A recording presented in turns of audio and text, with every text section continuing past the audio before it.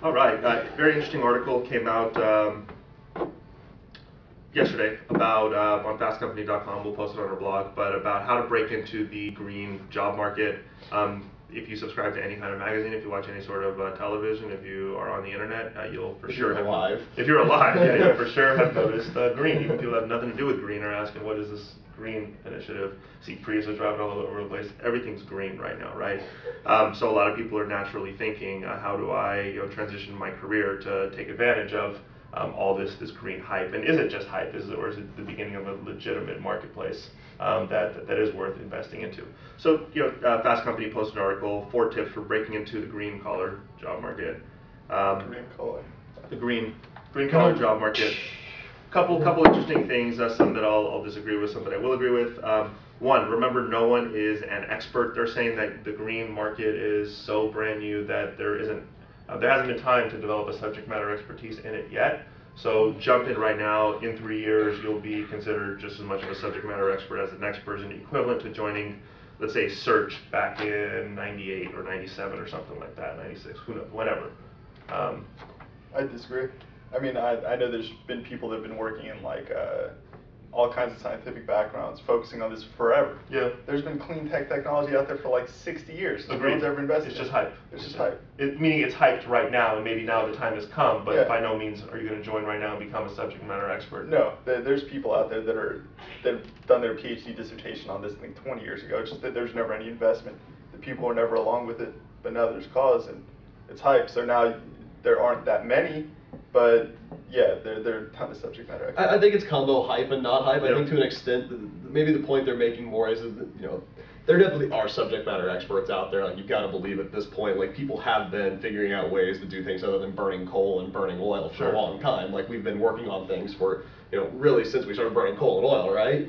But that doesn't mean there's a lot of them. Like, right now, green is sexy, green is popular, green's a big investment area. People expect the Obama administration to pump a lot of money into that area. So a lot of people want to be green right now, but so it's raising it a high profile status. I still think it is a good time to an extent to jump in there because there isn't a ton of expertise. There's some, but unlike jumping into Search where there's a ton of expertise out there, or in general consumer internet technology where there's a ton of expertise out there, there's less expertise, I think, in the green engineering space specifically. So I think you have more of a chance to make waves quicker probably in that market. And it could also be, taking it one step further, whereas there's a lot of expertise in the development of green technologies, maybe there's less in the implementation of it or the application of it, because there's a lot of, my company's not green right now, how do I make my company green? My house is not green right now, how do I make my house green? How do I become more efficient? How do I use alternative energy sources to ...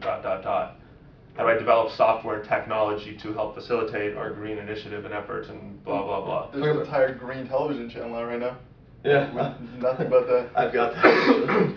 So I kind of chuckled when I saw it. So basically, I think the moral of the story is jump in, don't be scared, don't feel like you're late to the game. Another thing that they say is, they say jump in, and I think right now just general mindset in a down market is, whereas a lot of people are opposed to taking risks, I think now is the time to begin taking risks. If you are going to learn a new market, a new trade, it's tough to leave at the top of a game. It has much less of a significant impact, I think, if you're leaving at the bottom. If you're already unemployed, if you're already looking for a job, taking an opportunity to kind of reposition yourself, remarket yourself, and move into something that you think may have higher upside. Yeah. There are a lot of people out there right now that are looking for work and whatnot, and now's a good time to jump on in. I don't think there's ever a bad time. Like, I mean, if you feel like there's an opportunity out there for you in another sector, there's no such thing as a bad time really to do that. I mean, if you have your, I shouldn't say that to an extent, you have to have like your personal life in order, and like you have to be in a financial situation and in just a general spot in your life where you can afford to take some level of risk, kind of depending on the type of company and such. But what do you have to lose? I mean, right? Like, you're looking, it's work. At the end of the day, there's potential in the sector. The sector's not going away. Especially if you get into a well R&D position kind of company, I think there's a ton of upside to it. I think if it's the beginning of that market sector, I mean, if you're jumping into a technology that's new and it's going to be going somewhere, then yeah. But I mean, if this were 100 years ago and then somebody told you to jump into the horse and carriage sector, I mean, you'd be going downhill really quickly. Well, not necessarily, because that transition in transportation, which is still somewhat of a hot sector right now. Oh, okay. I guess that's your point, but I just mean make sure the sector's going somewhere. Sure. There's calculated risk and there's ridiculous risk. You know, Yeah. there's a big difference. I think we're just going to assume that our audience is intelligent enough to have a general idea of which is which. I think jumping into green right now is equivalent to jumping into, e-commerce or web maybe 10, 12 years ago. Whereas initially it was a standalone industry company in its own, now it's pretty much transcended into being a part of almost every mainstream company. So is it not being an industry in and of itself? It's just kind of part of It's part of related everything. to Web everything else. 2.0. I think, yeah. To some extent, it's already validated. To some extent, it's completely unexplored, and it kind of does offer. While I have to admit, there's not a lot of like interest and excitement on my part just personally about it, but it's in a nice position for the person who is interested about it because it's to an extent been validated. To an extent, I completely recognize that there is a lot of potential in future for it.